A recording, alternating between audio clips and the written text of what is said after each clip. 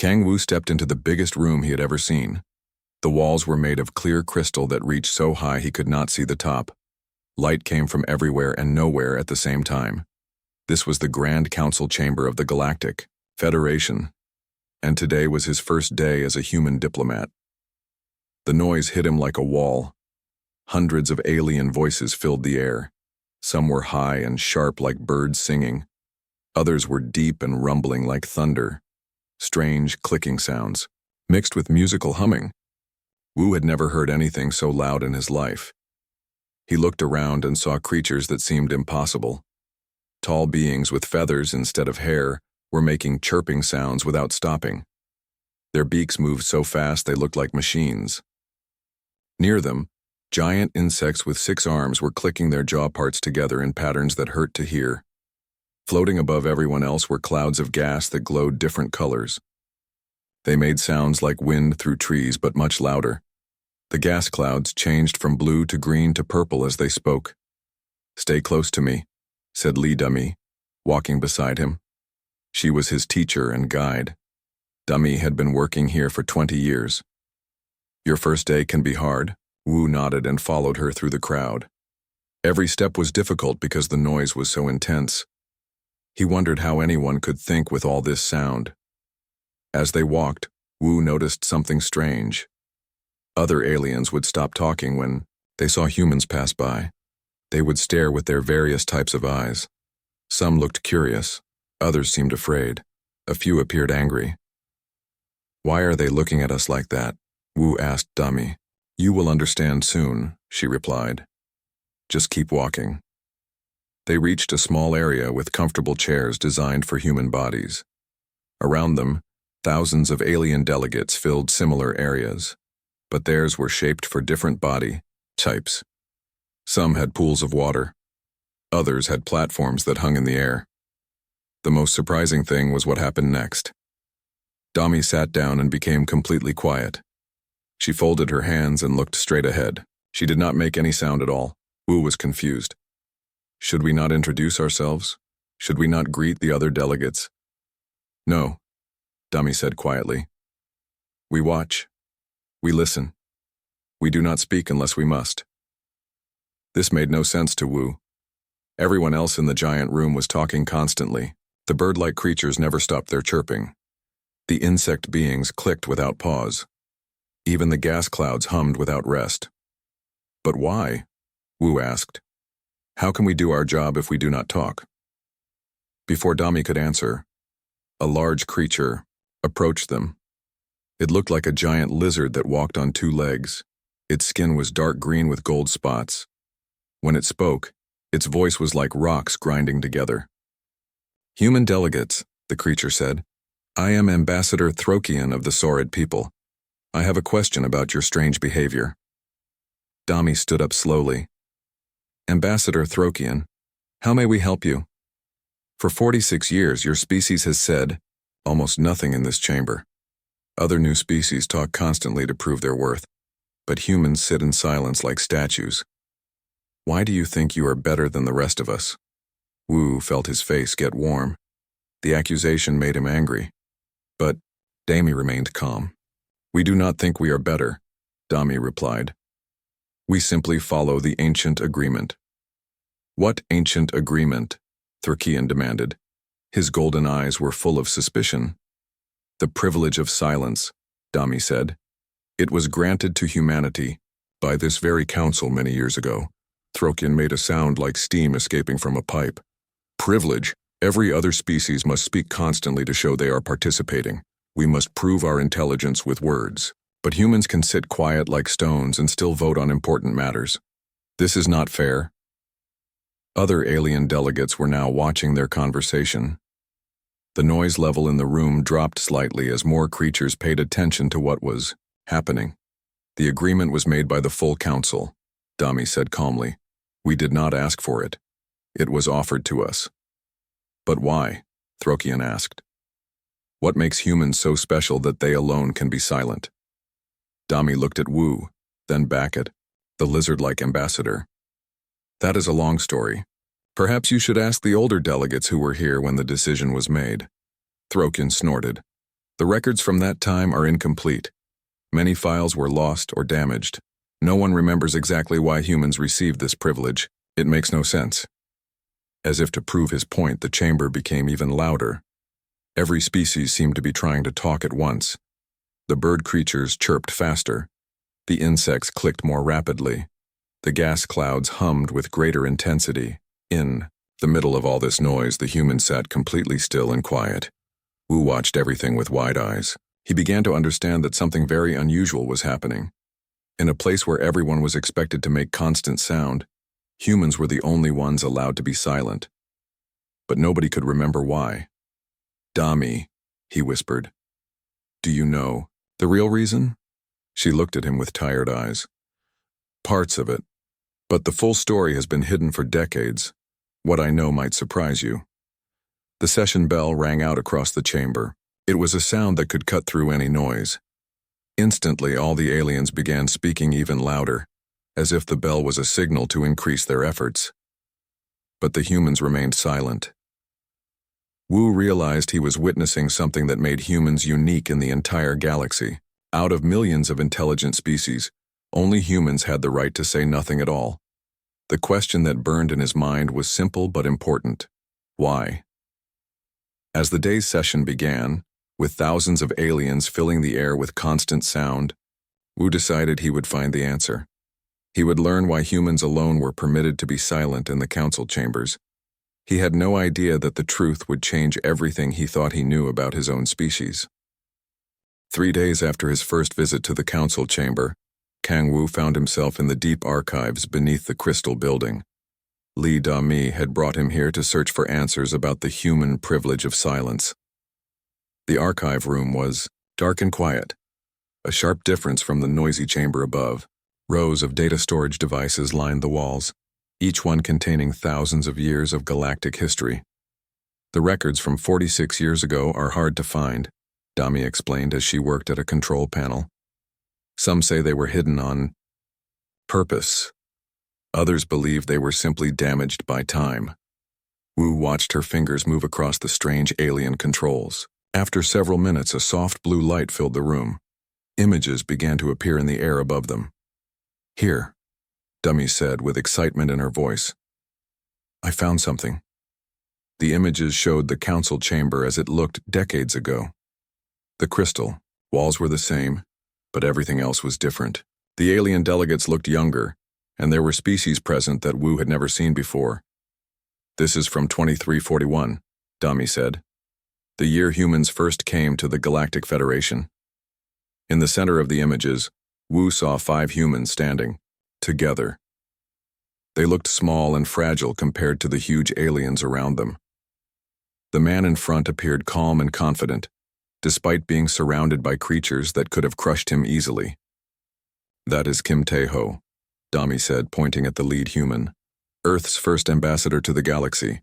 Next to him is Park So-young, our first xenolinguist." Wu studied the faces of these historic humans.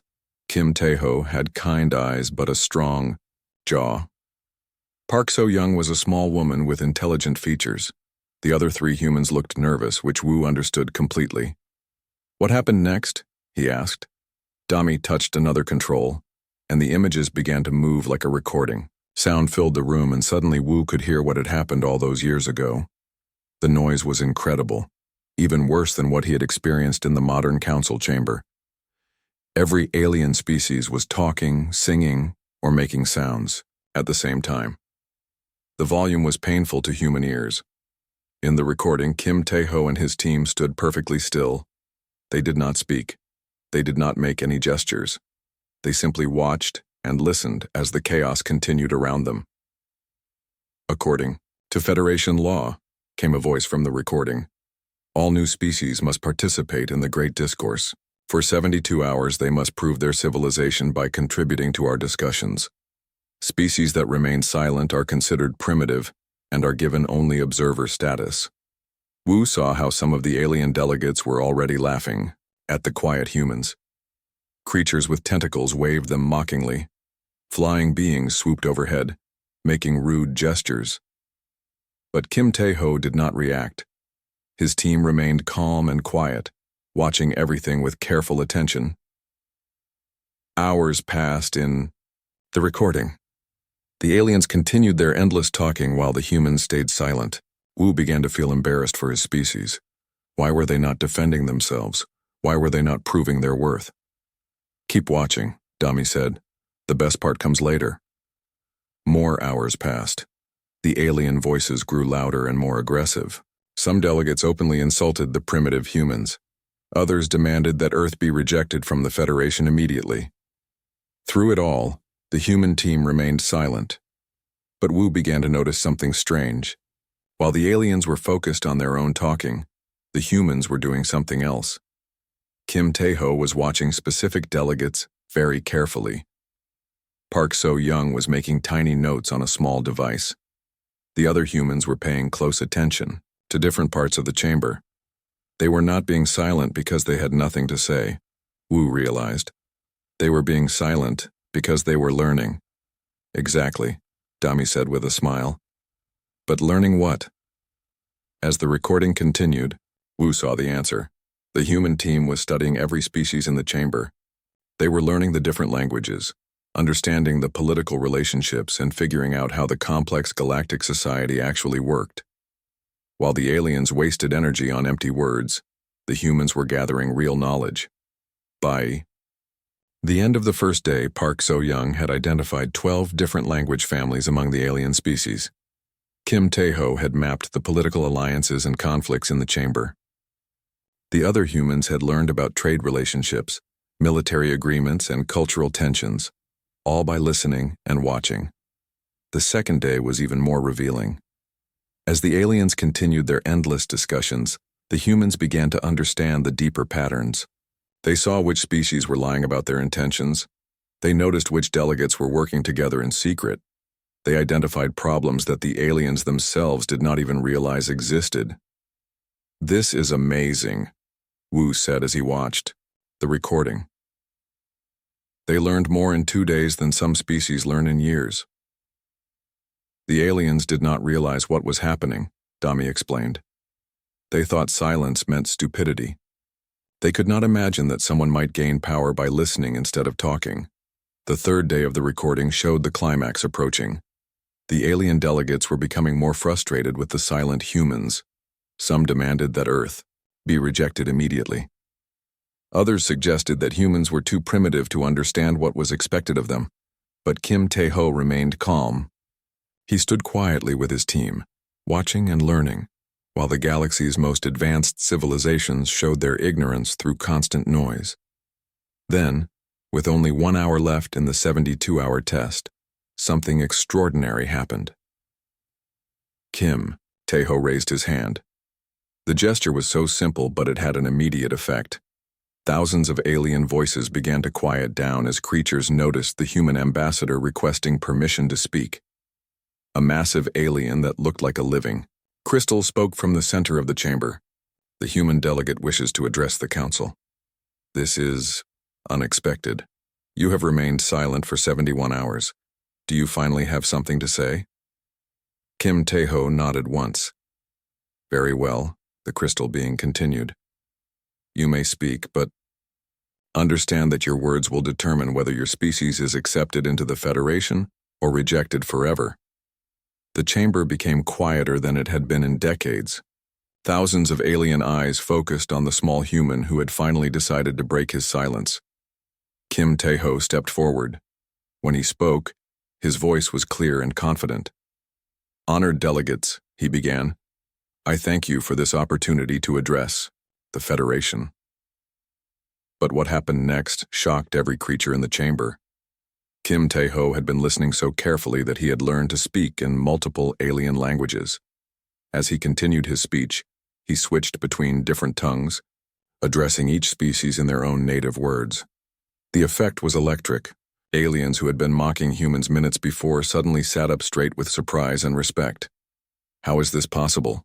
whispered voices throughout the chamber. But Kim Tae-ho was just getting started. The recording showed that he was about to do something that would change the relationship between humans and the galaxy forever. Kang Wu watched the recording with wide eyes as Kim Tae-ho began to speak in the alien languages. The chamber that had been filled with noise for 3 days was now completely silent. Every creature was listening to the human ambassador who had finally decided to use his voice. During these 71 hours, Kim Tae-ho said, switching smoothly between languages, "I have listened to your debates. I have observed your interactions. I have learned about your concerns and your conflicts." Park So-young stepped forward and activated a device. Suddenly, holographic images filled the air above the chamber. Charts, maps, and diagrams appeared, showing complex relationships between the alien species. "What you see here," Kim Tae-ho continued, "is what we humans have learned simply by watching and listening." The first diagram showed the trade relationships between different species. But it was not just a simple map. It revealed hidden connections that even the aliens themselves did not fully understand. Secret deals, forgotten agreements, and complex chains of debt were all displayed clearly. Ripple of surprise went through the chamber. Delegates began pointing at the diagrams and whispering to each other in shock. "How did they discover this?" one alien asked. "We never told them about these arrangements," said another. But Kim Tae-ho was not finished. The next set of images showed the political alliances in the chamber. Again, the human analysis went far deeper than anyone expected. It revealed which species were planning to betray their allies, which groups were secretly working together, and which delegates were lying about their true intentions. The chamber became restless. Some aliens looked embarrassed that their secrets were being exposed. Others appeared angry that humans had discovered information they thought was hidden. "This is impossible," growled a large reptilian delegate. "No species can learn so much in just 3 days." Kim Tae-ho looked directly at the creature who had spoken. "Ambassador Vorthak of the warrior clans," he said in perfect Vorthak language. "You are planning to attack the peaceful world's next season. You believe the Federation will not interfere because they need your military support against the Void Dwellers." The reptilian alien stepped backward in shock. How do you know this?" "You discussed it with your subordinates during the second day," Kim Tae-ho replied calmly. "You used your battle language, thinking no one else would understand. But we have been listening to everything." Park So-young activated more displays. These showed the most shocking discovery of all. The humans had identified 17 different conspiracies that were developing within the Federation. Groups of species were planning to rebel, overthrow rivals, or break away to form their own alliances. "The Crystalline Collective is planning to control the trade routes," Kim Tae-ho said, pointing to one diagram. "The Gas Cloud Alliance wants to claim the energy-rich nebulas in the outer systems. The insect swarms are preparing to expand into sectors that belong to other species." Each accusation was supported by evidence the humans had gathered simply by listening carefully to conversations that the aliens thought were private. The chamber erupted into chaos. Accused species began shouting denials. Others demanded to know how humans had learned their secrets. Some delegates tried to leave, but the chamber doors were sealed according to Federation law during formal sessions. "Silence," commanded the massive crystalline being who led the council. "Let the human continue." Kim Tae-ho waited for the noise to die down. When he spoke again, his voice carried across the enormous room without effort. "We have identified these problems not to embarrass anyone," he said, "but to offer solutions." This statement surprised everyone even more than the revelations had. What could humans possibly offer that the galaxy's most advanced civilizations had not already considered? The answer came in the form of detailed proposals that appeared in the holographic displays. For each conflict Kim Tae-ho had identified, he presented a solution that would benefit all parties involved. "The trade route dispute can be resolved by creating a shared management system," he explained. "Each species contributes according to their strengths, and all benefit equally from the profits." The proposal was brilliant in its simplicity. Instead of fighting over who would control the routes, all species could work together and share the benefits. "The territorial conflicts in the outer systems can be ended by establishing joint colonies," Kim Tae-ho continued. "Species with different needs can share the same planets without competing for resources." Again, The solution was elegant and practical. Gas-based species could inhabit the upper atmosphere while solid species lived on the surface. Everyone would get what they needed. One by one, Kim Tae-ho presented solutions to problems that had been causing tension in the galaxy for centuries. Each proposal was carefully designed to address the real needs of all species involved, but the most impressive part was not the solutions themselves. It was the fact that Kim Tae-ho was addressing each species in their own language, using their cultural concepts and philosophical frameworks to explain his ideas. "He understands us better than we understand ourselves," whispered a delegate from the flying cities. "How can a primitive species know so much?" asked an ambassador from the deep ocean worlds. Park So-young stepped forward to answer this question. "We are not primitive," she said clearly. "We are different. Most species try to prove their intelligence by talking constantly. Humans prove their intelligence by listening carefully." She gestured to the displays around them. "Everything you see here was learned through observation and analysis. We did not need to ask questions or demand information. We simply paid attention to what you were already saying." The implications of this statement hit the chamber like a shockwave. For thousands of years, the Federation had equated constant speaking with intelligence and civilization. Species that were quiet were considered backward or stupid, but the humans had just proven that silence could be more powerful than speech. "In our culture," Kim Tae-ho said, "we believe that the wise person speaks only when they have something important to say. We value listening as much as talking. We learn by watching as much as by doing." He paused and looked around the chamber. "For 71 hours we have been learning about you. We have discovered your strengths, your problems, and your potential. We offer this knowledge freely, as a gift to the Federation." The crystal being who led the council was quiet for a long moment. When it finally spoke, its voice resonated through the entire chamber. "In 12,000 years of Federation history," it said slowly, "no species has ever demonstrated such understanding of galactic politics on their first visit. Most new members take decades to learn what humans have discovered in 3 days." The chamber remained completely silent. For the first time in recorded history, no species was making any sound at all. "The question before us," the council leader continued, "is what to do with beings who possess such remarkable abilities of observation and analysis." Kim Tae-ho remained calm and patient, waiting for the Federation's decision. He had shown what humans could do with the power of silence. Now it was time to see how the galaxy would respond. The silence in the council chamber stretched on for several minutes after Kim Tae-ho finished his presentation. Thousands of alien delegates sat frozen in their seats, trying to understand what they had just witnessed. Chancellor Vexithera, the massive crystalline being who led the Federation, slowly rose from the central platform. Its body caught and reflected light in patterns that showed deep thought and concern. "The council will recess for emergency deliberations," Vexithera announced. "What we have seen today requires careful consideration." As the aliens filed out of the chamber to discuss the human situation in private, Kim Tae-ho and his team remained in their designated area. They sat quietly, just as they had for the previous 3 days. "Are you worried about their decision?" Park So-young asked her leader in a whisper.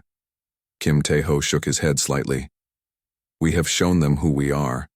Now we must trust them to make the right choice." The emergency session lasted for 6 hours. During this time, the most powerful beings in the galaxy debated the fate of humanity. The humans could hear raised voices coming from the sealed meeting rooms, but they could not understand what was being said. When the delegates finally returned to the main chamber, their faces showed the strain of intense discussion. Some species looked excited. Others appeared worried or even afraid. Chancellor Vexithera called for order. "The Emergency Council has reached several conclusions about the human species and their request to join the Federation." The chamber became completely quiet again. Even the species that normally could not stop making noise were silent as they waited to hear the decision. "First," Vexithera continued, "we acknowledge that humans possess unique abilities that could benefit the entire galaxy. Their power of observation and analysis is unlike anything we have encountered. Kim Tae-ho remained calm, but Park So-young felt her heart beating faster.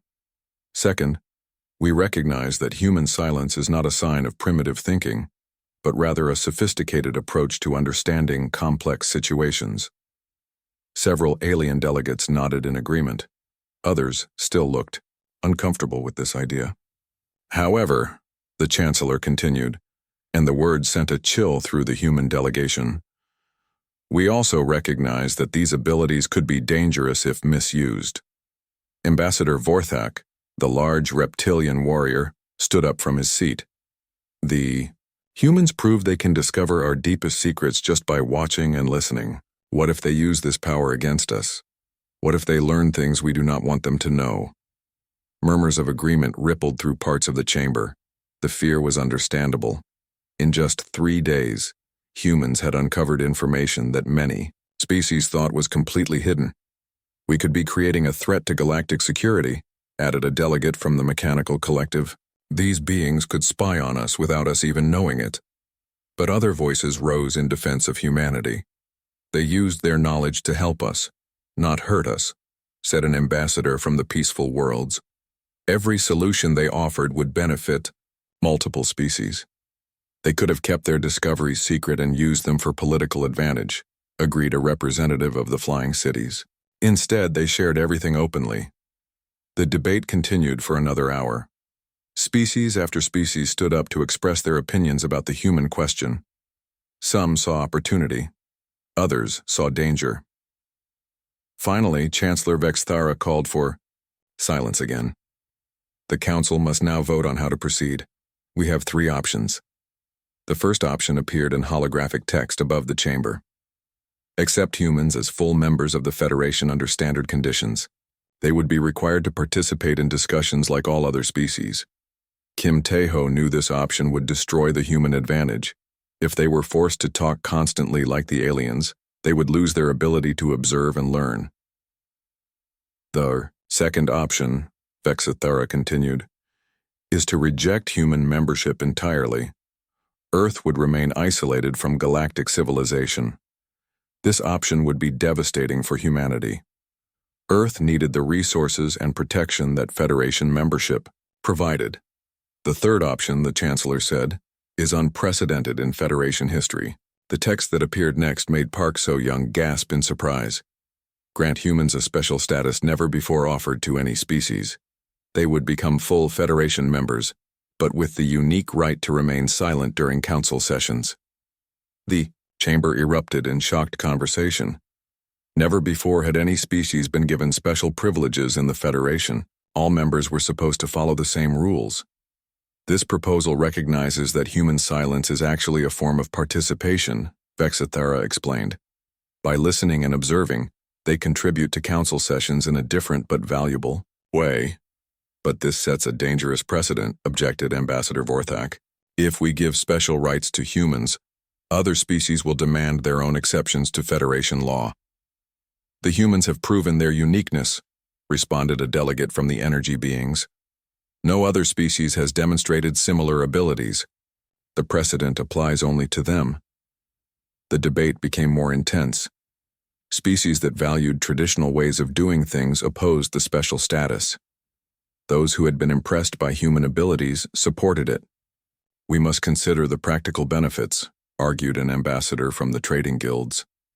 The humans solved problems in 3 days that we have been struggling with for centuries. Their insights could help the entire Federation.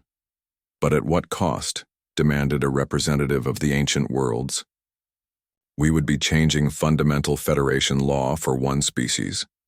As the arguments continued, Kim Tae-ho finally stood up. The chamber gradually became quiet as delegates realized the human leader wanted to speak. Honored Chancellor and respected delegates, he said, addressing them in their various languages as before. I understand your concerns about granting special privileges to humanity. He paused and looked around the chamber. Therefore, I propose a compromise. Grant us this special status as a trial period. If humans abuse this privilege or use it in ways that harm the Federation, you can revoke it at any time. This suggestion surprised everyone. Most species would never agree to probationary membership. We are willing to prove our worth through actions, not just words, Kim Tae-ho continued. Give us the chance to show that human silence can benefit everyone. Chancellor Vexithera considered this proposal. An interesting suggestion.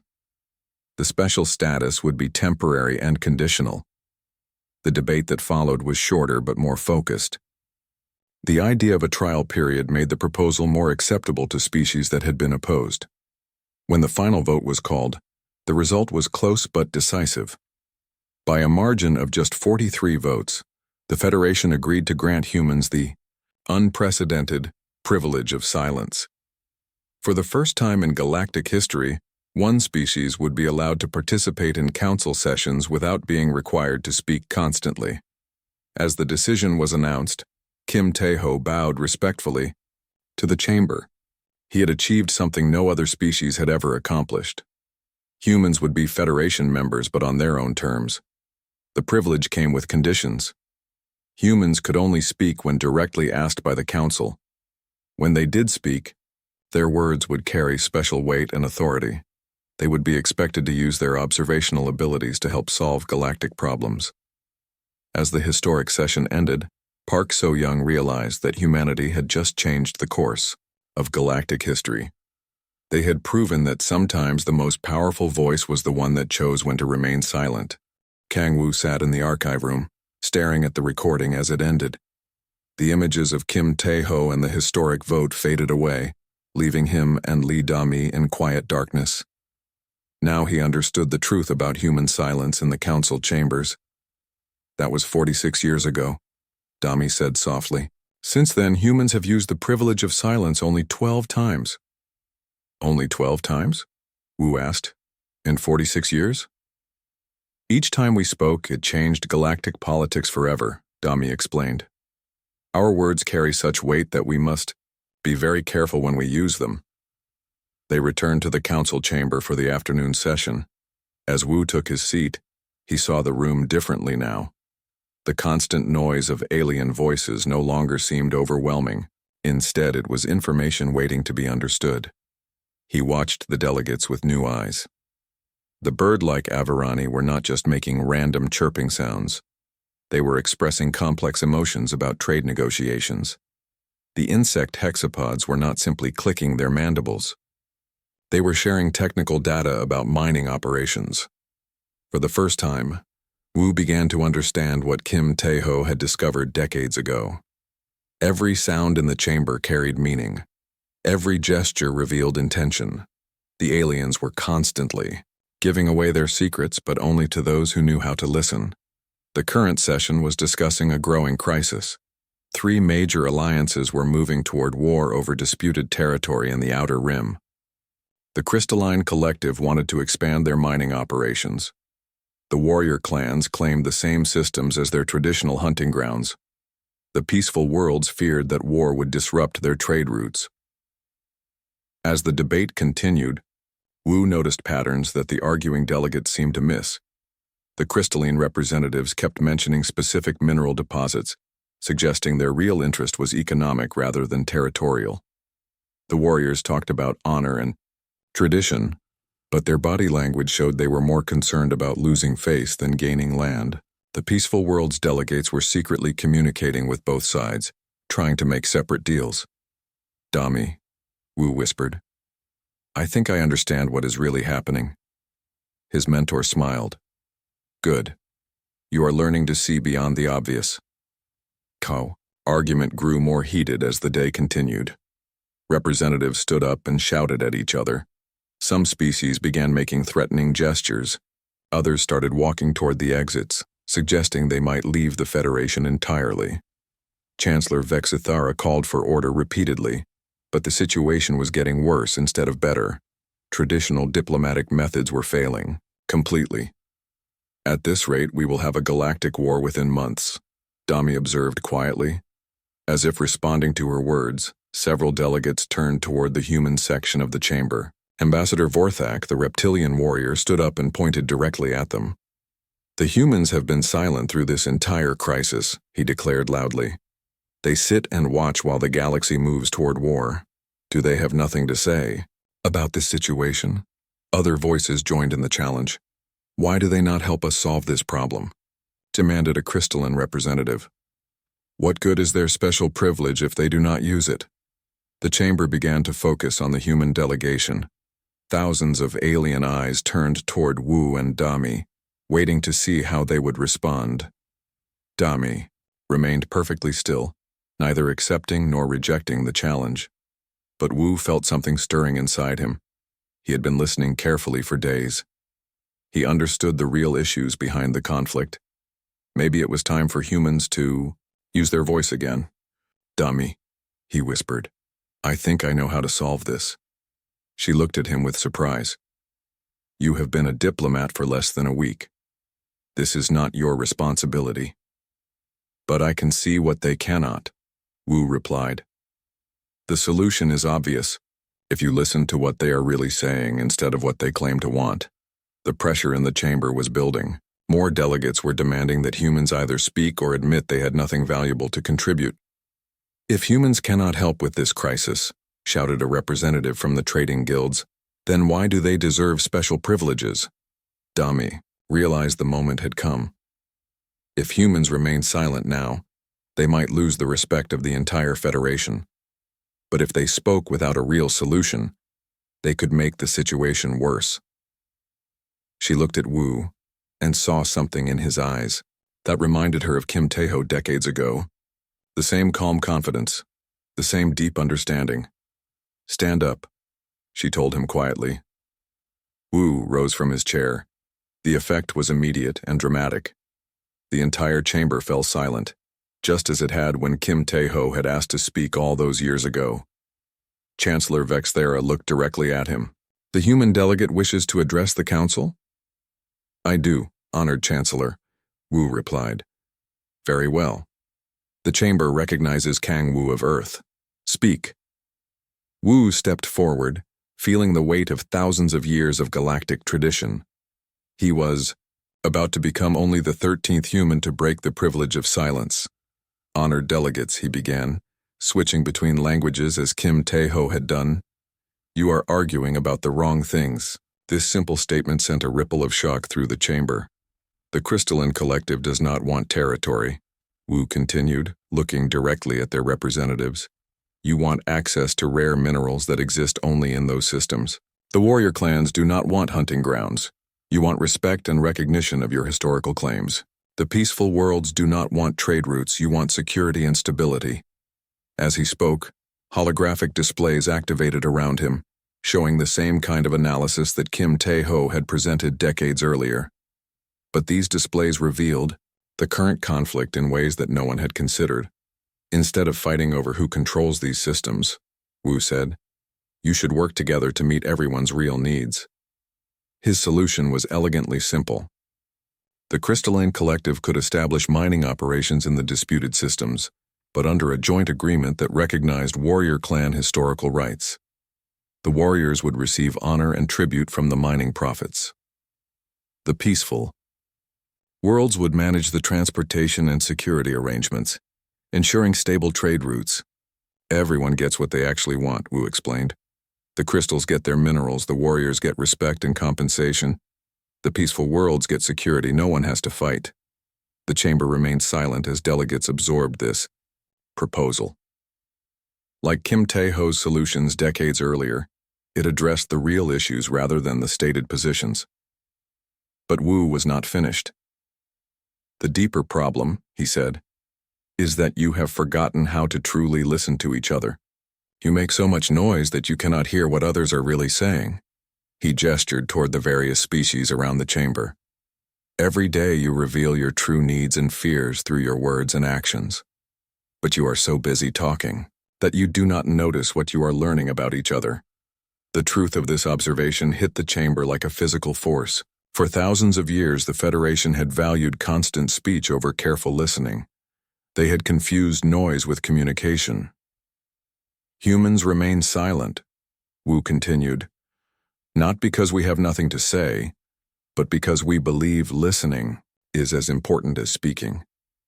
In the space between words, understanding grows." Chancellor Vexthara spoke into the continuing silence. The human delegate has provided a solution to our immediate crisis. But he has also reminded us of something we may have forgotten.